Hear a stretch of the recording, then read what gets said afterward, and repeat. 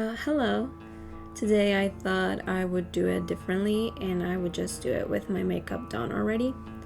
And I'm gonna talk about Aileen Wuornos, the first female serial killer, or at least that's what the press named her, but I couldn't really find why because she clearly was not the first female serial killer. But yeah. She was born in February 29th, 1956 in Rochester, Michigan. Aileen found prostitution early in life. When she was 11, she traded sexual favors in her elementary school in exchange for cigarettes and other treats. Of course, she didn't just pick up the habit on her own. Her father, a sex offender, was out of the picture before she was born, and he ended up hanging himself in his prison cell when she was 13. Her mother, a Finnish immigrant, had already abandoned her by that point, leaving her in the care of her paternal grandparents.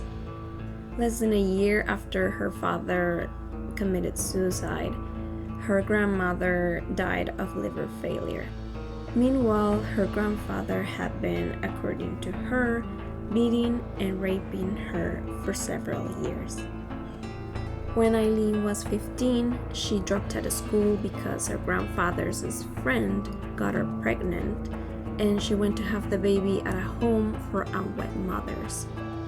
However, after having the child, she and her grandfather had it out in a domestic incident, and she was left to live in the woods outside of Troy, Michigan. She then gave up her son for adoption and got by on prostitution and petty theft. At the age of 20, Aileen tried to escape her life, hitchhiking to Florida and marrying a 69-year-old man named Louis Fell. He was a successful businessman who had settled into semi-retirement as the president of a yacht club. Aileen moved in with him and immediately started getting into trouble with local law enforcement. She frequently left the house she shared with her husband to carouse in a local bar where she often got into fights. She also abused her husband, who later claimed she beat him with his own cane. Eventually, her elderly husband got a restraining order against her, forcing her to return to Michigan to file for an annulment after just 9 weeks of marriage. Around this time, Aileen's brother, with whom she had had an incestuous relationship, suddenly died of esophageal cancer. She collected his $10,000 life insurance policy, used some of the money to cover for a fine for a DUI, and bought a luxury car that she then crashed while driving under the influence. When the money ran out, Aileen returned to Florida and started getting arrested for theft again. She briefly did time for an armed robbery in which she stole $35 and some cigarettes. Working as a prostitute again, Aileen was arrested in 1986 after one of her customers told police she had pulled a gun on him in the car and demanded money. In 1987, she moved in with a hotel maid named Tyria Moore, who would become her lover and partner in crime. Now into Aileen Wuornos' murders, she told conflicting stories about them. Sometimes she claimed to have been the victim of rape or attempted rape with every single man she killed. At other times, she admitted she was trying to rob them. Depending on who she was talking to, her story changed. As it happens, her first victim, Richard Mallory, actually was a convicted rapist. Richard was 51 years old and had finished his prison term years earlier.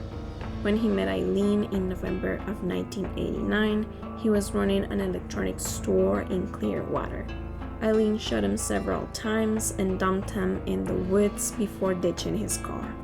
In May 1990, Aileen killed 43-year-old David Spears by shooting him 6 times and stripping his corpse naked. 5 days after David's body was discovered, police found the remains of 40-year-old Charles Cascadon, who had been shot 9 times and tossed on the side of the road. On June 30th, 1990, Peter Symes disappeared on a drive from Florida to Arkansas. Witnesses later claimed to have seen two women matching Tyria and Aileen's description driving his car. Aileen's fingerprints were later recovered from his car and from several of Peter's personal effects that had turned up in local pawn shops. Aileen and Tyria went on to kill 3 more men before Aileen was picked up on a warrant after yet another fight in a biker bar in Volusia County, Florida. Tyria had left her by this time, returning to Pennsylvania, where police arrested her the next day after they had arrested Aileen. It didn't take long for Tyria to flip on Aileen. In the days immediately after her arrest, Tyria was back in Florida, staying in a motel the police had rented for her. There, she made calls to Aileen in an attempt to get a confession that could be used against her. In these calls, Tyria acted up a storm, pretending to be frightened that the police would pin all of the blame of the murders on her. She would beg Aileen to go over the story with her again, step by step, in order to get their stories straight. After 4 days of repeated phone calls, Aileen confessed to several of the murders, but insisted over the phone that the murders that Tyria had known about were all attempted rapes. Aileen spent all of 1991 in jail, waiting for her trials to start. During that time, Tyria was fully cooperating with police in exchange for full immunity. She and Aileen often talked by phone, and Aileen knew in general terms that her lover had turned as a witness for the state, but apparently she didn't mind. As hard as Aileen's life had been outside of prison, she seemed to be having a harder time inside. As she sat in confinement, she gradually came to believe that her food was being spat in or otherwise contaminated with bodily fluids. She repeatedly went on hunger strikes as she refused to eat meals prepared while various individuals were in the jail's kitchen. Her statements to the court and to her own legal team became unhinged, with references to the jail staff and several inmates who she believed were plotting against her. Like many disturbed defendants, she petitioned the court to fire her lawyer and let her represent herself. Aileen went on trial for the murder of Richard Mallory on January 16, 1992, and was convicted 2 weeks later. The sentence was death. Around a month later, she pleaded no contest to 3 more murders, for which the sentences were also death. In June 1992, Aileen pled guilty to the murder of Charles Cascadon and was given yet another death sentence in November for the crime. During her trial, she was diagnosed as a psychopath with a borderline personality disorder.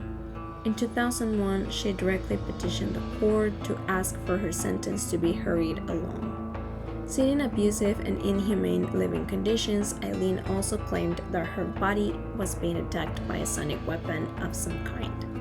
Her court-appointed lawyer tried to argue she was irrational, but Aileen wouldn't go with the defense. Not only did she confess again to the slayings, but she also sent this to the court as a document for the record. Quotes, "I'm so sick of hearing this she's crazy stuff. I've been evaluated so many times. I'm competent, sane, and I'm trying to tell the truth. I'm one who seriously hates human life and would kill again." End quotes. On June 6, 2002, Aileen got her wish. She was put to death at 9:47 p.m. that day. During her last interview, she was quoted saying, open quotes, "I'd just like to say, I'm sailing with the rock and I'll be back like Independence Day with Jesus, June 6th. Like the movie Big Ship and all, I'll be back." End quotes. So that was Aileen Wuornos, or the first female serial killer. That's a bit of a stretch, but alright. I hope you liked the video. If you did, please leave a like and subscribe. And I guess I'll see you in the next one. Bye.